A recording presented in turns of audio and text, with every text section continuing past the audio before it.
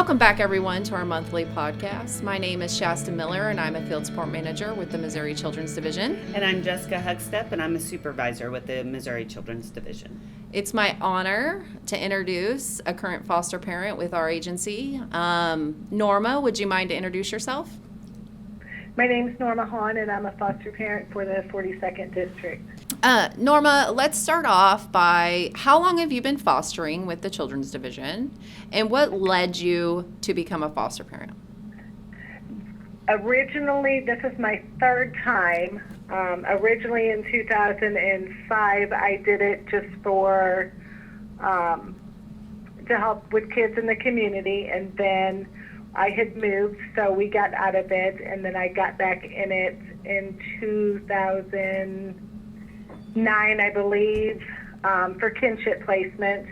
And then when we moved to Crawford, the need here is tremendous. Yes, the need is tremendous, and the need is truly, truly statewide. So 3 times, so I just want to capture that. So the first time in 2005, and then you moved, so that's why you closed your license, is that right? Yes. Okay. And then in 2009, you began again because of kinship? Yes.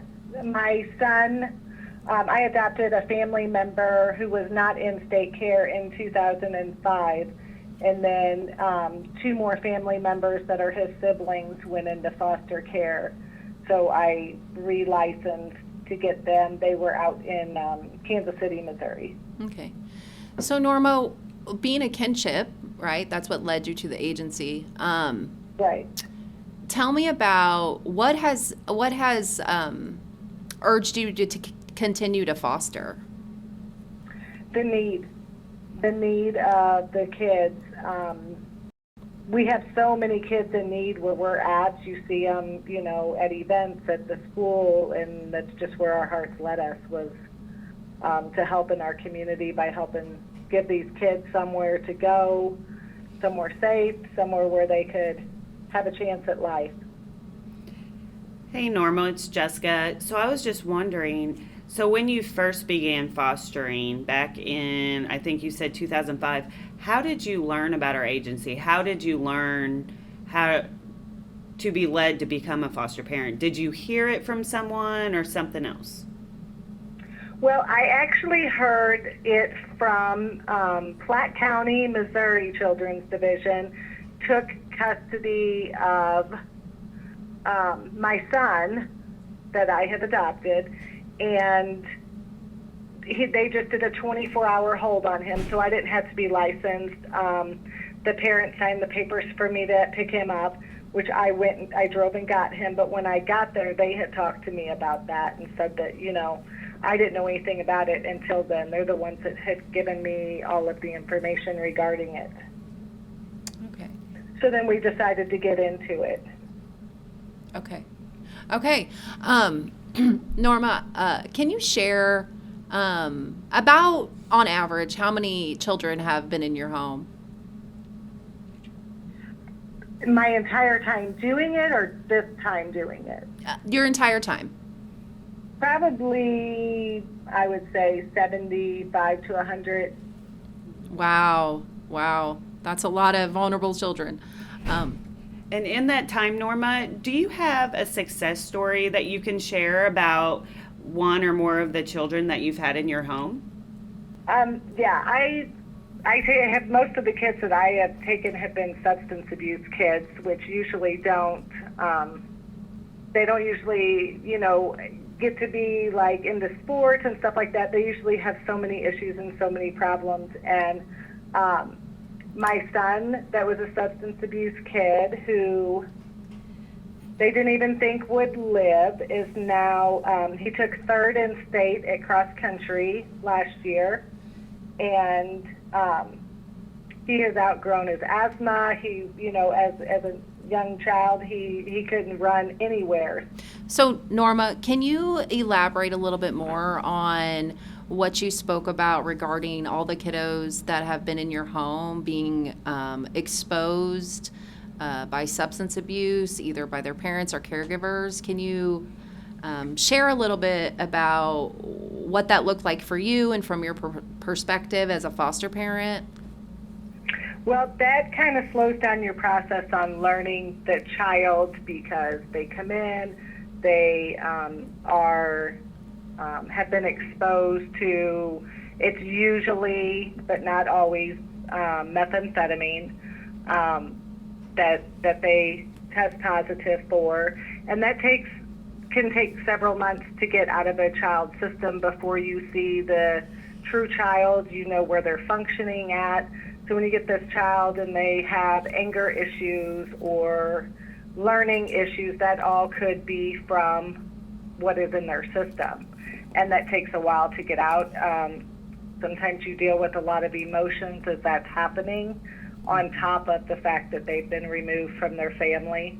So it just slows down the process of learning what the kids' needs are, what their true, a lot of them have IEPs, so sometimes you find that the kids don't even need the IEP once they're cleaned from the substances, and you just kind of go from there. So, Norma, can you share an experience of working with a parent who has suffered from addiction of substance abuse and how you as a foster parent worked alongside them? Yes, we had we've had parents that will come to visit. They, you have to just, a lot of times you find that they will get clean, they'll do their visit, and then unfortunately they'll start using again, so then you end up with a gap to where they don't have visits, and then they come back. But we try to always, do whatever we can do to get the kids, to not blame themselves for the fact that they're not having visits. We try to do whatever we can do if parents need, a way to get to treatment or whatever. We're willing to help them, to get there if they're willing to take the steps to do it, because getting the family back together, if that can be successful, is the best, situation for any kid. Mm-hmm. Yeah. I want to dig in a little bit more to, so what advice would you give a new foster parent when working with these bio parents who are suffering from abuse? To just have patience and understanding, what we may not do. Like, I've never used drugs, so as a road, I've never traveled in my life, so I don't have a lot of understanding as far as how a parent can use versus visit their child. But that doesn't always mean that they don't love their kid. Mm-hmm. So you have to have a lot of patience, you have to have a lot of understanding, and be open-minded to help somebody that maybe you usually wouldn't help. I think that's great advice, and I really appreciate you sharing that, and I hope that when individuals listen to this podcast, they really hear your words. What advice would you give them when working with the children that have been exposed? You kind of hit this a little bit earlier, but I kind of wanted more details. It's going to take, again, a lot of patience. You're going to see so many different sides of that child in the first few months before you learn the true child. They are going to be going through a lot emotionally, mentally, and physically with just being removed, and then coming with those drugs all coming out of their system, and they're going to be feeling a lot of things that they're unsure of. So again, patience and just being there for them, and whatever resources in your community that you can get for them, if it's therapy, if it's, and then again, pay attention to like IEPs and the needs of this child, because once the drugs are gone, sometimes you just have a completely different kid than you started with, and they may not need to be pulled out and have so many services, for an IEP that they needed 6 months ago. That's so true, Norma. So, from what you're saying, you aren't just fostering kids, you're here to help families too, Right. right? So, in helping families, what kind of support do you have in your community and with state agencies that is able to help you do your job as fostering? So we do, like I've done visits for parents because we've just, our office is understaffed. We used a company out of Rolla, and for, just the times that we're going through, people don't show up for work. So I just try to help out with visits. I think that's very important that parents, if they're doing what they need to do, that they get their visits. If I have to go to the park to, for parents to have visits, we'll do that. We had the bowling alley, unfortunately, that closed. We used to do visits there. We do visits at restaurants. Anything that we can do, if we, ourselves need to take time out of our day to go and make sure that that family gets to be put together for the week, that's what we do. So Norma, if a friend of yours approached you and was considering fostering, what advice and tips would you give them to enter into this journey? Well, I would just tell them to, pray about it and think about it, because there's so many kiddos that can be reached in our community. Decide what age that they really want to focus on, because I think I think that we need to have teenage homes and we need to have younger homes. I think that it's very difficult to do both, but focus on your age and help the kids that you can help. Be involved with the schools. Know your resources in your community if this is something that you're going to do, because you're going to need them all. And that's so right, Norma. It takes a village, right? Yes, So, yes. You need to know everybody you need to contact at your school, at your juvenile office, at your children's division, for therapists, for autism testing, everything. So know your resources, know where you live and what you have. right, which is so important. So, Norma, you said about age range. So, what is your age range that you take into your home? So we try to stay under 12. I have taken teenagers in emergency so that, they have a little bit more time to find placement for them, because it's kind of difficult to do in the middle of the night. But I try to stay under 12. Thank you for sharing. I really appreciate that. So, we're doing this podcast to try and recruit new foster parents, right? We talked about the need, which is so great. So what do you have any advice or suggestions to us as a state agency of any ideas you think would help us in recruiting new foster homes? I just kind of think, working with your communities and your families to be a team. I think that's the biggest thing Children's Division can do, is to just continue to be a team with your community. So Norma, can you speak to, a lot of people out there they have the heart to foster, but they have reservations about fostering.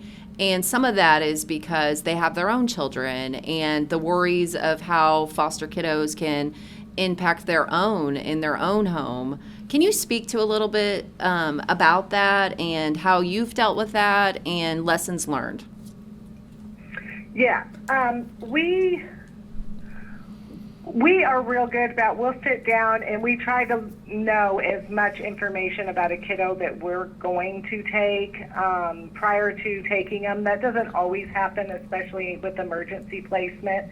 But for the most part, when we have a kiddo that we know is coming, we try to sit down with our kids and let them know, this is the situation, this is, where this child struggles, and we just try to work together as a family, with the kids being aware of it, They try to help correct the behavior. We, work to correct the behaviors, whatever's going on with that particular kid.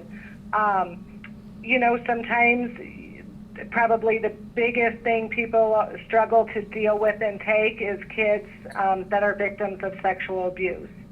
And in those situations, my advice would be to make sure that you have safety perimeters set up, that you can allow that child to be in a room without other children, to play in that room and to be accepted, for who they are, but to make sure doors are open and that you just always have safety, set up for every kid that's in the home. But those seem to be the kids that nobody really wants to take if they have their own children, because they assume that their children will be victimized. And there's a lot of stuff that you can do to make sure that doesn't happen. Yeah. That's really good advice.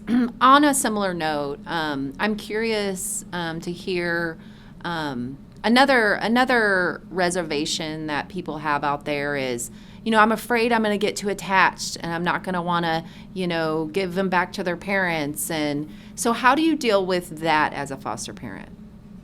Well, you have to realize you are fostering, which means you are nurturing somebody else's child till that family can be put back together. So you can't look at that child as your child. You have to look at that child as your child to take care of at this moment. And that's just how we always do it. I have a lot of kiddos that I still keep in touch with that have been home for a long time. I've got kids that still come over for dinner. I've got kids that go out with us still on vacation. So we still see a lot of our kids that have already went home. We just they're just like an extended part of our family. So, Norma, we've talked a lot about some, very challenging things as a foster parent that you've had to deal with, kiddos that are truly vulnerable and suffered significant abuse and neglect. How does our training through the state help? And if so, what advice would you give to new foster families? Yes, I think the training does help. I think you need to get involved again, like I said, with all of your resources in your community. So if your child needs therapy, don't just take them to therapy and then wait for them to be finished. Speak with their therapist also. See what you can be doing the rest of the week to help this kid. If you notice triggers with this kid, discuss them with their therapist and just do anything and everything that you can with their advice to help that kiddo at home. Because, therapy once a week, it does help, but there also has to be consistency the other 6 days of the week. And if you're working toward the goal that the therapist has for this child, they're going to obtain that much faster. Thank you, Norma. So let's do something fun. So if I was a friend of yours and I came to you and said, Norma, I really want to be a foster parent. I just don't know if I should do it. What do you think I should do? How would you answer that? I would say absolutely. Absolutely. I think it's one of the most rewarding things that you can do in life. So why is it rewarding to you? To see the child just transform from this scared little person that has come into your home and learn how to take all that anger and everything else once they're clean, and they to just watch them blossom and change and grow with just the right resources and love and stability. It completely warms your heart. Thank you, Norma. Well, I think that kind of wraps it up for today. I just again want to give you a special thanks for all you do for our Missouri Children's Division and all the children that you've cared and taken into your home. Without you, we couldn't do this good work. And just thank you for taking the time to talk to us today. No problem. I appreciate it. All right. Thanks, Norma. Wow, Jessica, what a great interview with Miss Norma. How did you think the interview went? Oh my goodness, she hit on so many great points. First off, that she fostered 3 different times. One of those being kinship, meaning she knew the child through a previous connection and or was related. So I love how she came back the 3rd time to foster. Not only that, I think we've seen an increase statewide. How people are getting involved in fostering is through relative kinship, something personal to them, and then they love it, so they stick with it. Definitely. And we do have more relative kinship homes than we do than traditional foster homes, which is great because our main goal in a placement hierarchy is getting them with relatives. Yeah, we have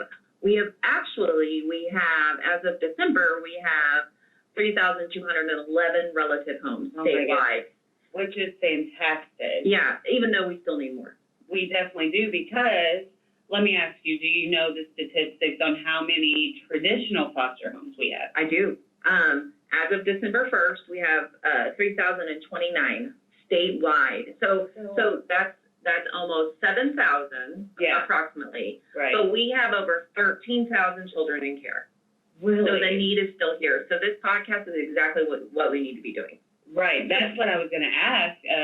Okay, you just told me the number of foster homes. Okay, how many kids do we actually have in state custody? And that massive difference is just, it shows you the actual need. Yeah, so we need more Normas. So we need more Normas. Something I also like that Norma said that I think speaks volumes is when she talks about the community and really using the community and using the resources, the schools, the juvenile office, really using what's in her community to help her and be a more supportive foster parent. And that's how she's been able to stay with it for so long. And I think that that's definitely something that as we are working with our foster families can take with us and really encourage them to dig into the community, know the resources, help them get connected. Definitely, because no matter how long you've been fostering,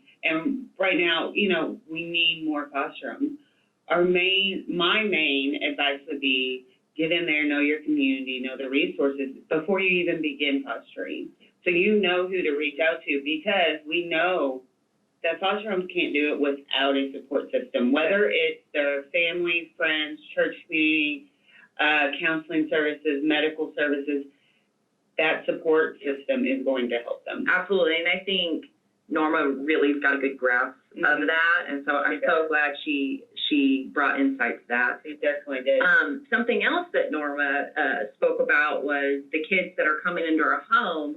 Many of them have been exposed to substance abuse, and I think all of us in some way, shape, or form have seen an increase, and I know we have. I don't have the data in front of me right now, but I know we have seen definitely an increase of kids coming into foster care where they've been impacted by some type of substance abuse, either that through exposure or their parents struggling with substance abuse.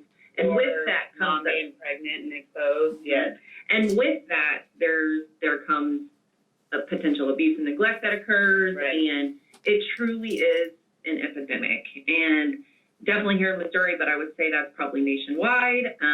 I would definitely say in the over 15 years that I've been with the agency, I have seen substance abuse grow in increased numbers of why children are coming into care. Yeah. And something else that I think she pointed out that really spoke to me was when she talks about when you first have a child who's been exposed to substance abuse enter her home, that you're seeing a completely different child because it's in their system. That substance is in their system. You're not seeing the true child. You're not seeing who they really are. And her advice is be patient, have understanding, because a few months from then, you can see a completely different child. And I can speak on that from seeing it firsthand back when I was a caseworker and back when I was a supervisor over it. I've seen several kids. And for instance, what it could look like, let's just say some kids are more hyper, uncontrollable in like discipline and being hyper is one thing you could see. Or you could see maybe a younger child that can't communicate well, maybe, I don't know, throwing fits, or, you know, maybe throwing things just because they're not able to communicate, or health issues, you never know. So those are just kind of, for instance, that what it could look like with kids being exposed to substance abuse. Yeah, I think if I had to give advice to future foster families from this interview, one of a piece of that advice would be hang on, right? Yes. Like these kids, they may seem like they're behavioral, they may seem like they're hyper and out of control. Hang on. If you need help, ask for it. Reach out to your community. Hang on, because your job is to foster them and to help them get healthy. And once they do, you potentially, like Norma talks about, Right. see a completely different kid. Definitely. And you can see what you've done to help these kids in your home.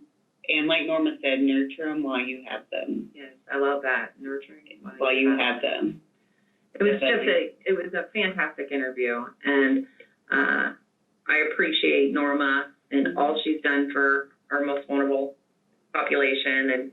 And she said she had was it 75 to 100 kids throughout her years of fostering in and out of her home, which is just that number just gave me chills. Yeah. It did. It gave me chills. She's definitely given back to the community. She definitely has, and touched so many lives that definitely. Yeah. Definitely.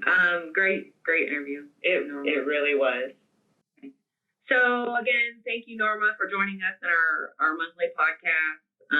Reminder to all the listeners, this is the call to fostering. We have these monthly podcasts with the purpose of reaching out to all of those who may be interested in fostering, really hearing from the community. And if you're interested, please contact your local Children's Division office.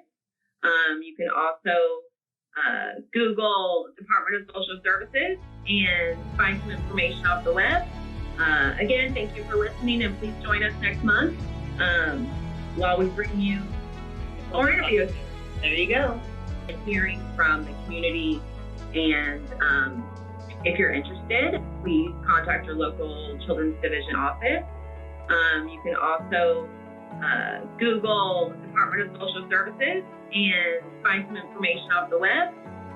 Again, thank you for listening, and please join us next month while we bring you more interviews. There you go.